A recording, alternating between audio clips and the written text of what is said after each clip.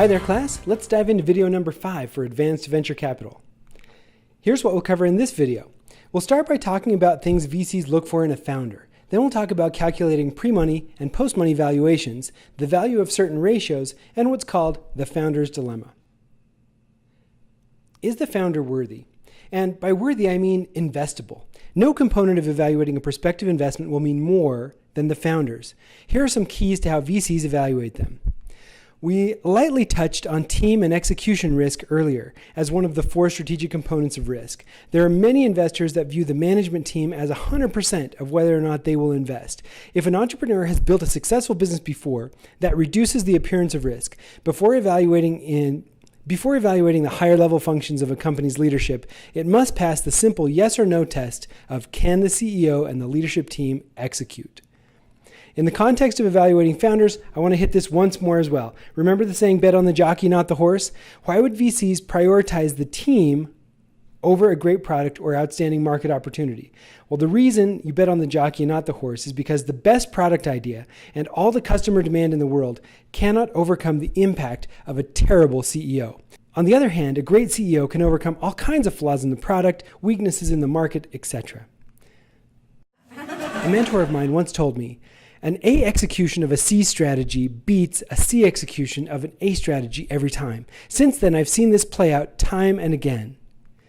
Execution beats strategy. This is true for the same reason that great ideas on their own have little value. Founders often make the mistake of thinking that they have an earth-shattering idea, misunderstanding that great ideas are actually super common. Really, they're a dime a dozen. What's truly valuable is the ability to execute on a great idea, the ability to rally a team and make stuff happen. A word here about commitment and sacrifice. What do we mean commitment and sacrifice? I'm talking about decisions, choices. These two are sides of the same coin. When you make a choice to embrace one opportunity, you are by default not embracing another one. Each decision is both a commitment to your choice and a sacrifice of other options. Well, VC firms face this frequently. If they decide to invest in one company, they're often sacrificing their ability to invest in a competitor, even one that hasn't been created yet. Their decisions to make the investment bring with it the sacrifice of the other, potentially better investment opportunities that happen later on. The decisions of sacrifice and commitment will eventually show everyone, from employees to customers, what management truly values. How deeply do you believe in your company? In 0 to 1, Peter Thiel describes how he uses the interview question, what do you believe which is true, which nobody agrees with? If your company vision contains only ideas that are generally accepted, you're unlikely to have an original breakthrough. Makes sense, right? As a founder, you want to be that contrarian genius. But if everybody else thinks you're crazy, it can be hard to believe something despite their opposition. It's a real-life test of that line from the Rudyard Kipling poem, If you can trust yourself when all men doubt you, but make allowance for their doubting too. To do it, you've got to be something of a fanatic. There's a theme among VCs that while not always a deal breaker, single founders are red flags. There's no way someone can build a great company in isolation. Founders are going to need a team of top-notch operators who believe in what they're doing enough to follow their lead. If a solo founder comes along, VCs have to ask why. Does this person not understand that entrepreneurship is a team sport? Are they unable to find anyone else who believes in their idea? If they could get someone on their team and understand why they should, why haven't they done it already? As a founder, your co-founder is the first recruit. In a way, she's your first investor, even if she's only contributing sweat equity. Her enthusiasm and commitment informs the VC about the worthiness of your business idea and your capabilities as a founder. After the first recruit, there needs to be others. Recruiting is an essential skill for entrepreneurs. They just cannot do this alone. Part of betting on the jockey is betting on his ability to recruit a world-class team. The ability to recruit top talent, usually when you have no business doing so, is a key part of your fundraising resume. Ben Sun, a VC in New York, said, about 80% of our investment decision is based on our belief in the entrepreneur. A great company will only happen if the entrepreneur can build a great team. If a founder can't attract great people, we'll pass on the deal, no matter how great the idea is. The first folks the founder needs to win over are not your financiers, but your senior team. Does the CEO radiate the compelling vision of the company and inspire confidence? The vision shown by the CEO is what will be consistently reflected by employees to both customers and investors. Renowned management consultant Peter Drucker, not this guy, renowned management consultant Peter Drucker tells the story of Alfred P. Sloan, who, after hearing his team report unquestioning support for a decision, said, "If we are all in agreement on this decision, then I propose we postpone further discussion of the matter until our next meeting to give ourselves time to develop disagreement and perhaps gain some understanding of what the decision is actually all about." According to Wharton professor Adam Grant, shown here, companies need homogeneity in their earliest days, but quickly transition to a point where diversity and originality become differentiators. The question is, as the founder, do you have the ability and the desire to recruit people who will actively disagree with you? Will your ego prevent you from building the best company you possibly can? I'm sure you've heard the saying that in a breakfast of bacon and eggs, the chicken is involved, but the pig is committed.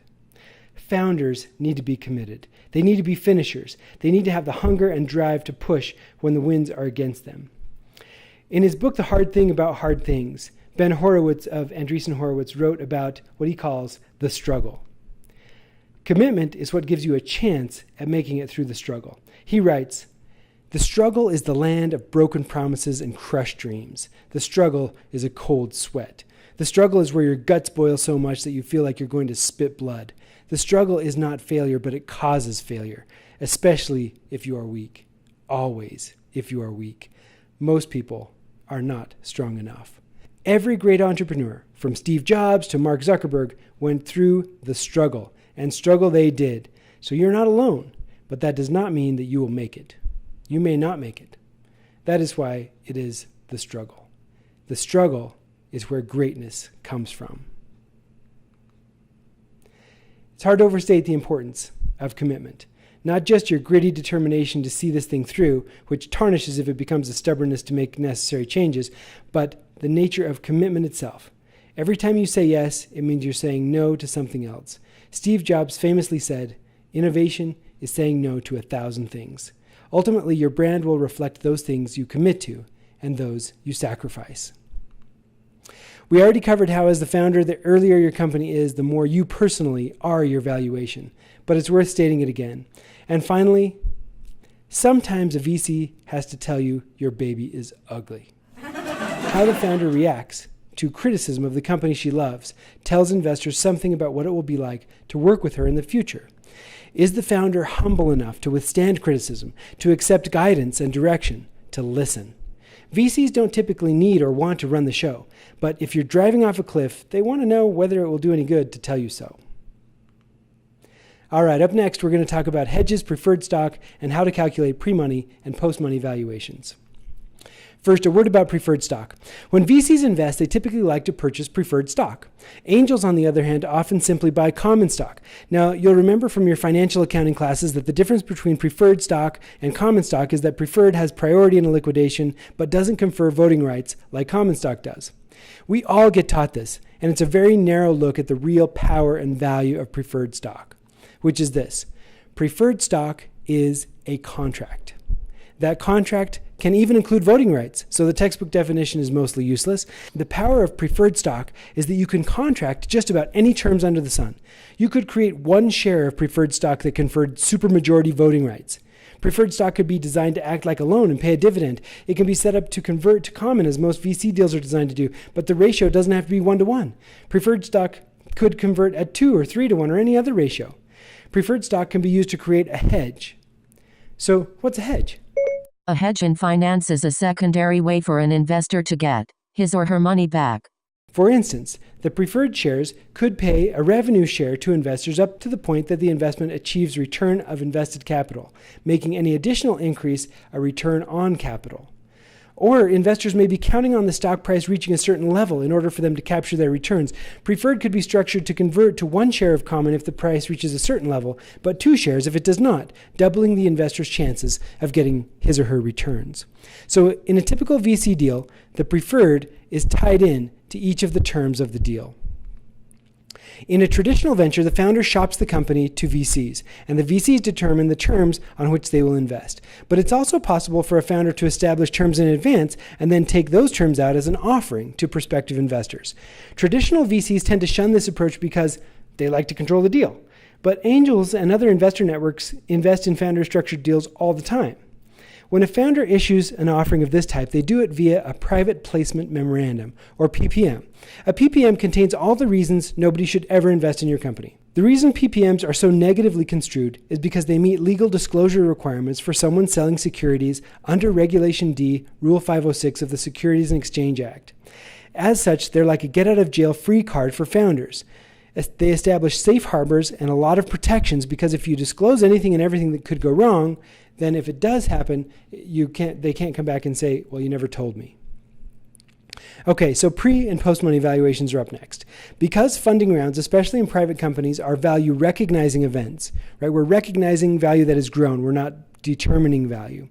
The value is typically significantly different before the financing than after. It's super important that you keep these straight. Pre-money valuation is the market cap, that is the total shares times the price per share before investment. Post-money valuation is the market cap after investment. What's the difference? The total number of shares. So here's an example. Let's say that you're raising $2 million. It's 1 million shares at $2 per share, and you already have 1.5 million shares issued and outstanding. So the total shares pre-money is 1.5 million, and post-money is 2.5 million. So the valuation is pre-money of $3 million, post-money valuation of $5 million. Then let's say you decide to do a B round. Now we're raising $5 million. That's 1.25 million shares at $4 a share. We know the previous total number of shares is 2.5 million. Add in the new shares and we get 3.75 million shares. So the pre-money and post-money valuations are $10 million pre-money, $15 million post-money. Does that make sense? Now, why is this so important? Well, let's say you go out to raise $5 million on a $10 million pre-money valuation, like we're showing here for the Series B. That means the investor would end up owning 33%. But what if you mistakenly said you wanted to raise $5 million on a $10 million post-money valuation instead of a pre-money valuation? This is like raising your Series B, but the investor only pays a Series A price. Under those terms, the investor would end up owning $5 million worth of shares in a company that's only worth $10 million. In other words, making a pre-money versus post-money mistake could mean the difference between the investor owning 33% or 50% of the company. Calculating pre-money and post-money valuations could factor into the quiz and or midterm questions, just giving you a heads up. Moving on to PE and PEG ratios. PE ratio is price per share divided by earnings per share. If the PE ratio was 1, then the stock would essentially cost exactly the same amount as the company generates in earnings in a year. Now, investors typically believe a company will generate profits for more than 1 year. So the price of the stock reflects how far into the future investors are willing to believe the company will continue to make earnings. A PE of 5, for example, would indicate that the stock is worth 5 years of future earnings. Let's take a look at an example. Here we have two companies, Twitter and the New York Times. Let's compare them based on 2014 data. So, things may change, they may change in the future, but in 2014, this is what these companies looked like. They each had about the same number of employees. The New York Times is actually outselling Twitter in terms of revenue. It's got about $1.6 billion in revenue, while Twitter is at nearly $1.2 billion. Pretty comparable so far. Whoa! So Twitter is losing about as much money as the New York Times is making in 2014. No surprise, the earnings per share reflect what we saw on the line above. When it comes to PE ratio, only the New York Times even has one because you've got to have E to have a PE ratio. But in terms of market cap, Twitter is 11 times more valuable than the New York Times. The big question is, why? The short answer is that even though Twitter is not making money, investors believe more in its ability to make money in the future than they do in the New York Times. This might make sense. Twitter is an up-and-coming tech company. It's getting more established and some questions about it, but it's on the rise. The New York Times is struggling to pivot an outdated newspaper into a viable online business. Twitter hopes to be profitable sometime the next year, so who knows? Maybe investors will be proven right. The point is that the share price And PE ratio, if you have some E, is similar to a discounted cash flow analysis or a net present value in that it represents a value today, a net value, that investors believe is reflective of future performance. So what good is a PE ratio? Do we just want it to be as high as possible? Well, there's a few things here to consider. Let's look at some average market returns as the benchmark. So we talked about this, we used this graph a little earlier. We're going to dig in a little deeper. The S&P 500 has returned around 10% since 1965. Warren Buffett, a man who's been called the greatest stock market investor of all time, has done about twice as well with an average of 21.4%. If you think about this, it's pretty phenomenal to have a sustained compounded growth rate like Warren Buffett's. Younger companies may have growth rates as high as 40%. Although this is more than we'd expect them to maintain over the long term, they could conceivably double the share price every 2 years for a while. Some companies may have super high growth rates in the early days. Companies like Snapchat, Pinterest, Instagram, and Facebook Messenger all lived in this territory for a while. But beware, typically PE ratios above 40 are considered volatile and unsustainable. It doesn't mean that they aren't real while they happen, it just means that they're impossible to maintain. Remember this table showing how even though our growth rate in year 2 was super high at around 75%, we only used a PE ratio of 40 because 75% is in the territory of the speculators and unlikely to remain there very long. 40 is much more reasonable as a cap for our growth. The PE divided by the growth rate gives us the PEG ratio.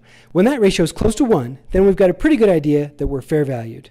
Now wait a minute. In the video where we discussed the valuation formula, you said we should use an IRR of 1 or 100%. Why do we use a super high number for the VCs but turn around and say that that's unreasonable for the stock market investors? Isn't one as good as the other? Well, honestly, they're very different. The VC is investing during a super risky and volatile stage. Companies might grow incredibly fast in the early stages but mellow out once they're mature enough to go public. It's possible for VCs to see thousands of % return by investing in this super volatile stage, but it's also common for more than half of their deals to fail and return 0. And that is not a risk that's acceptable to the stock market investor. So there's a spectrum, and where the risk is high, the potential reward is high. The lower the risk, the lower the potential return. Now, with all this business of starting a company, growing it, raising money, and eventually doing an IPO, what's the psychology of this like for a founder? That's what we'll cover in the last section for this video. This is Harvard Business School professor Noam Wasserman. Back in 2008, Noam wrote an article in the Harvard Business Review called The Founder's Dilemma. The article was popular enough that in 2012 he wrote a book by the same name, which became part of the Kauffman Foundation series on innovation and leadership. The backbone of the founder's dilemma is the idea that the founding entrepreneurs sometimes struggle to give up equity. Parting with absolute control and decision-making authority can be difficult. This is hard on 2 counts. First, taking the first dollar of equity investment means that now there are shareholders in the company. Executives have obligations to those shareholders, and those shareholders have certain rights. The other thing that can be super tough for founders is when the time comes that they should no longer be the CEO. When I did the marketing for Workfront, which was called AdTask back then, I was there in 2007 when the company took its first VC investment. Later, after I left, the CEO, Scott Johnson, continued to grow the company, but at a certain point, the board, which he chaired but which included members from various investment rounds the company had taken, made the decision that the company would be best served by replacing him with an outside CEO. I heard Scott talk about this and how difficult it was. Now he speaks about it with a certain humility and vulnerability that reflects a lot of maturity. But that doesn't change the fact that this was very difficult for him. And it's not that uncommon. At some point, many companies outgrow their origins. This is what Wasserman is talking about in The Founder's Dilemma. In fact, Wasserman's research shows that only 25% of founder CEOs are still in the job by the time of the company's IPO. According to Wasserman, most entrepreneurs want to make a lot of money and to run the show. His research indicates that it is tough to do both. If you don't figure out which means more to you, you could end up doing neither. We refer to this as the decision between owning the whole grape or a slice of watermelon. There isn't anything particularly wrong with owning the grape, but if your dreams are to go big, you probably need to get comfortable with the idea that the slice of watermelon is accretively much larger than the grape. And that does it for this video. Remember, potential test questions are marked with the little pencil icon, and I will catch you on the next video.